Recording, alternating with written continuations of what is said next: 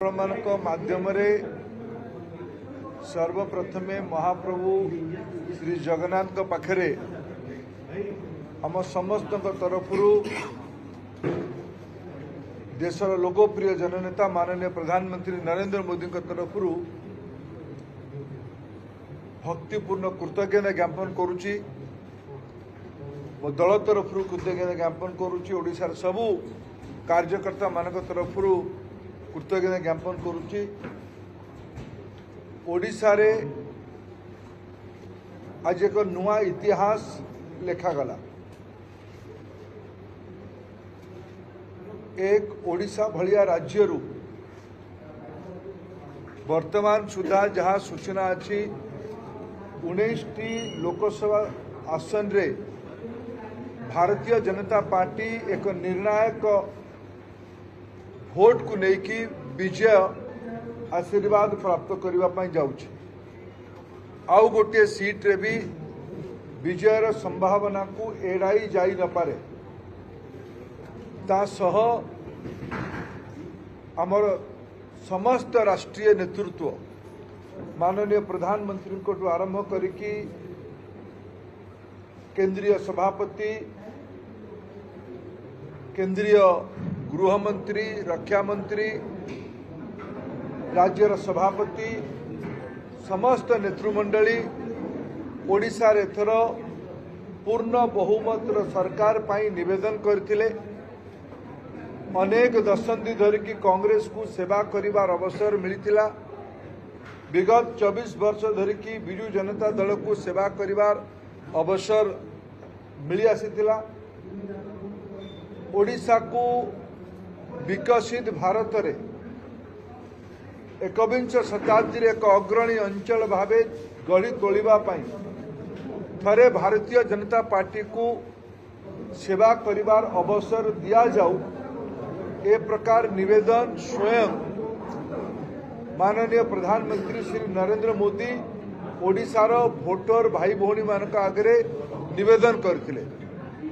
मो पाई आज एक चरम संतोषर क्षण पहुंची। प्रधानमंत्री ये निवेदन को भारतीय जनता पार्टी समस्त नेतृमंडली ये निवेदन को ओडिया लोक माने 4.5 कोटी ओडिया लोक माने ओडिशार विशेष करके भोटर भाई भौणी माने सहमत है कि आशीर्वाद देले। 24 वर्ष परे भारतीय जनता पार्टी ओडिशा रे प्रथम सरकार हवा पाई जाउछि। प्रधानमंत्री कहिथिले 10 जून रे भारतीय जनता पार्टी प्रथम सरकार शपथ हम से कथा आज सत हवा पाई जाउछि।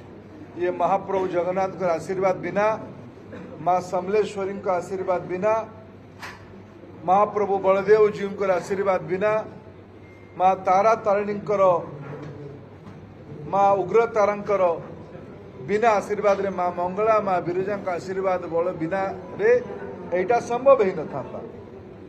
आज यही मु आज दिन रे आनंद क्षण रे एटा केवल भारतीय जनता पार्टी रे विजय नुहे, एटा 4.5 कोटी ओडिया लोकंकर विजय, ओडिया लोकंकर अपेक्षा आकांक्षा रो विजय, ओडिया अस्मितार विजय, ओडिया भाषार विजय, ओडिया संस्कृतिर विजय, ओडिया परिचयर विजय। जो माने भ्रम तैयारी करिबा पई अपचेष्टा करुथले ओडिया अस्मिताटा कौन व्यक्तिगत भावे मो भलिया व्यक्ति पई आज अत्यंत विषय मु कहितिले आगरु ओडिया विषय आज राजनीतिर मंच रे उठा जाउछि किंतु राजनीतिक विषय नुहे। ओडिया परिचय ओडिया अस्मिता ओडिया संस्कृति ओडिया स्वाभिमान एगुड़ी केवल राजनीतिक विषय हो न पारे।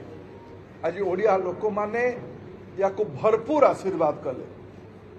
महाप्रभु जगन्नाथ संस्कृतिर कथा अच्छी, ओडिया चलनीर कथा अच्छी, ओडिया परंपरार कथा अच्छी। ये सबू को आज ओडिया लोक माने अकुंठ चित्तरे बहुत मन खोलिक आशीर्वाद कले। प्रजातंत्र जोटा निर्णय है आमे ताकू स्वीकार करुचु और आमर पूरा विश्वास प्रधानमंत्री देइथिबा वचन ओडिशा रे वृथा जीव नहीं जो जो मोदी ग्यारंटी ओडिशार अच्छी से ग्यारंटी को पूरा करा जीवो। आज दिन आज आपण माध्यम 4.5 कोटी ओडिया लोकों पाखे ओडिशा बाहर रोहुतबा पृथ्वीर कोण अनुकोण रे जो ओडिया भाई भौणी मान रोहुचंती आज समस्ते अस्वस्थिर भावना अच्छा मु समस्त पाखे नतमस्त कहीकि कृतज्ञता ज्ञापन करुच्ची आ मु भरोसा दौची मो दल तरफ भरोसा दौची मो नेतृत्व तरफ भरोसा दौची मोदी जहाँ कहती ताही करती ताको आमे विनम्रता सह ये जनादेशर महत्व आमे बुझुचु याकू आमे नम्रतार सह विनम्रता सह क्रियान्वयन करिवु। धन्यवाद। जय जगन्नाथ।